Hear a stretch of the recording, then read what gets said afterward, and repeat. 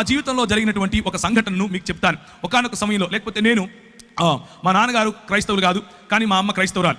మా అమ్మ ఎక్కువగా క్యాథలిక్ సంఘాలకు వెళ్ళేది. నేను క్యాథలిక్ సంఘాల్లోనే మా పేరు పెట్టారు, క్యాథలిక్ సంఘాల్లోనే మేము ఎదిగాను. ఆ తర్వాత గుళ్ళు కొట్టించుకుంటూ తిరిగే టైప్, అంటే వేలాంకడికి వెళ్ళటం, ఇలాంటి పరిస్థితి. నేను చిన్నతనంలోనే తల్లిని విడిచి హాస్టల్కి వెళ్ళిపోవటం, అక్కడ ఉండటం. ఆ తర్వాత 10వ తరగతి మా ఊరు కడప, మా ఊరికి తిరిగి రావటం. ఆ ఊరిలో భయంకరమైనటువంటి అల్లరి, భయంకరమైనటువంటి గొడవలు, భయంకరమైనటువంటి ఫ్యాక్షనిజంలో పడిపోవటం.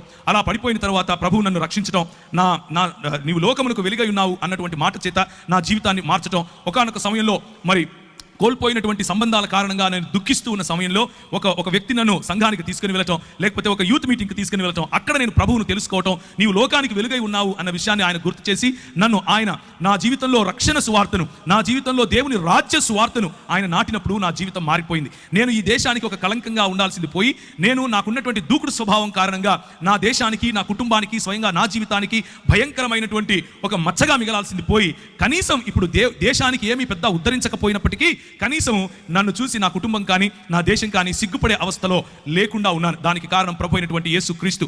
అలా నా జీవితాన్ని కొనసాగించే సమయంలో నేను వాడేటటువంటి డ్రగ్స్, నేను తాగేటటువంటి అన్ని, లోకంలో ఉన్న ప్రతి గొడవ, లోకంలో ఉన్నటువంటి ప్రతి అలవాటు ఆయన తీసివేశాడు. ఒకానొక సమయంలో నేను ప్రార్థన చేసుకుంటున్నాను.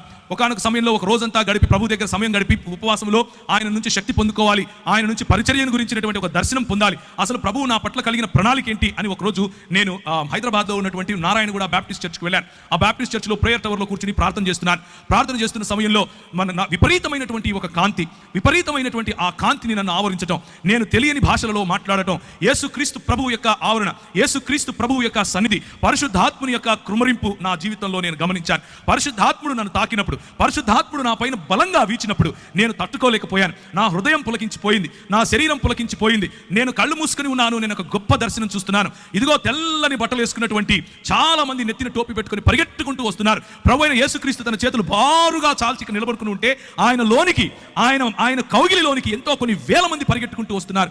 ఆమోసు గ్రంథం ద్వారా ప్రభువు నాతో మాట్లాడాడు. ఆమోసు గ్రంథం ద్వారా ప్రభువు నాతో మాట్లాడి నాకు వినిపించే విధంగా పరిశుద్ధాత్ముని యొక్క నడిపింపు. ఆయన అన్నాడు, నీవు ఇందోర్ అనే పట్టణానికి వెళ్ళాలి, నువ్వు చండీగఢ్ అనే పట్టణానికి వెళ్ళాలి, నువ్వు ఉదయ్పూర్ అనేటటువంటి పట్టణానికి వెళ్ళాలి.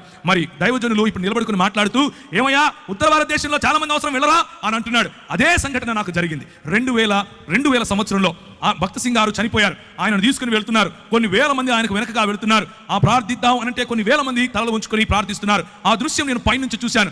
దేవా, ఒక వ్యక్తి ఉత్తర భారతదేశం నుంచి నా ప్రజలను ప్రేమించి తెలుగు వారి మధ్యకు వచ్చి మరి పరిచర్య చేస్తే నేనెందుకు వెళ్ళకూడదు అన్నటువంటి ఆ ఛాలెంజ్ నేను తీసుకున్నాను. నేను వెళ్ళాను, మధ్యప్రదేశ్ అనే ప్రాంతంలోకి వెళ్ళాను. పరిశుద్ధాత్ముడు నన్ను నడిపిస్తున్నాడు.